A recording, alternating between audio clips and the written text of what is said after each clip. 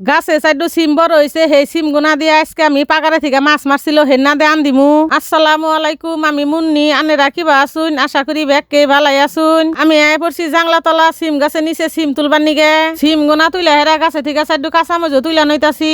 Bag কিছু তুইলা নয়া বাইতে হেরা দেখি গুদা পোলা ডাইবার বাপেরে দেয়া গাছে থেকে বাদামি পাড়াই আনইছে। বাদামি ডাপাইরা হেরাইছি কিনা গাইছে খাবার নিগে না হেরার বাপে কাইটা দিতাছে।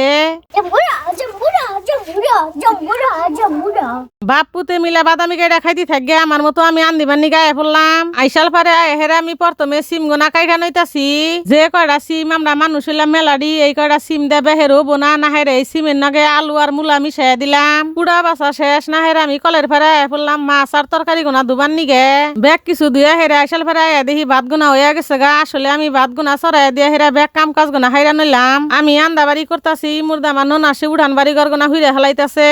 যে মাছ গোনা দিয়ে আমি তরকারি আনিমু হে মাছ গোনা এখন আমি আগে ভাইজা নমু। আমার কাছে কষাই নাই মাছের চেয়ে ভাজা মাছের তরকারি বেশি স্বাদ লাগে। না হেরা বেশিরভাগ সময় আমি মাছ গোনা ভাইজাই তরকারি আনদি। মাছ গোনা ভাইজা হেরা আমি তুইলে হেলাইলাম। এখন ওই নড়ার মধ্যে আমি কাঁচা মরিচ পেঁয়াজ গোনা ভাইজা নমু। মরিচ পেঁয়াজ গোনা বাজবার দিয়ে হেরে অন্য আর এক বাড়ির মধ্যে আমি হলদির গুঁড়া, মরিচের গুঁড়া, নুন, ধনিয়ার গুঁড়া, রসুন পেঁয়াজ বাড়া ভালো করে পানি দিয়ে মিশে এখন এর মধ্যে দিয়া দিমু। ব্যাগ মশলা গোনা এখন ভালো করে কষে হেরে এর মধ্যে তরকারি গোনা ডাইলা দিমু।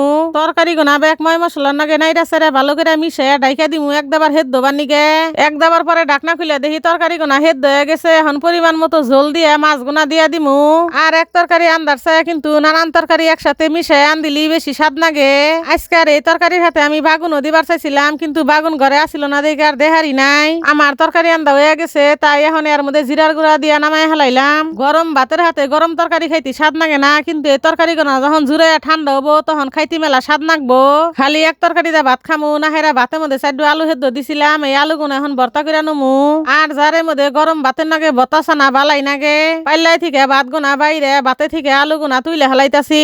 আলু গুনা ভর্তা করবার নিগে এনে আমি কাঁচা মরিচ পেঁয়াজ নুন দিয়ে ঢইলা নইতাছি। এখন যা কিছু আন দিলাম ব্যাগ কিছু একবার আইতের নামে আইন্দা থুইলাম। ভাত গোনা একবারে জুড়ে যাব দেখে না হেরা চাইডু বাইরে নেফের নিচে থুইছিলাম আইতে খাবার নিগে। আনে গো ভাই এ পড়ছে, তাই এখন নেফের নিচে থেকে ভাত নিয়ে গেতাছি বেহে মিলা খাইয়া উঠমু। এবার করে কোনদিন নেফের নিচে ভাত থুয়া খাইছেন নাহি কমেন্ট করে কইয়া যাবান। আর যদি না খাইয়া থাকুন তাহলে একবার থুয়া দেখবান ভাত একবারে গরমে না গালি গরম থাকবো। আর আমি যে বা করে কথা কই আমার এই টাঙ্গাইলা ভাষা গোনা আনেগোর কাছে কি একবারে খারাপ শুনুন যায়। আসলে আমি টাঙ্গাইলের একটা গ্রামে থাকি, তাই গ্রামের ভাষায় ভয়েস দেয়া ভিডিও বানাই। কিন্তু কিছু মানুষ ভিডিওতে উল্টা পাল্টা কমেন্ট করে, তাদের উদ্দেশ্যে কইবাই আশা করি এরপরে আর কোনো খারাপ কমেন্ট করবেন না। আর আমার এই কথা গোনা জাগর কাছে বালা শুনুন যায় তারা একটু কমেন্টে সাড়া দিয়েন। যাই হোক ভিডিওটা আর বড় করলাম না, আজকের মতো এই পর্যন্তই। দেখা হবনি অন্য কোনো ভিডিওতে। ব্যাগকে ভালো থাকুন জানি, সুস্থ থাকুন জানি। আল্লাহ হাফিজ।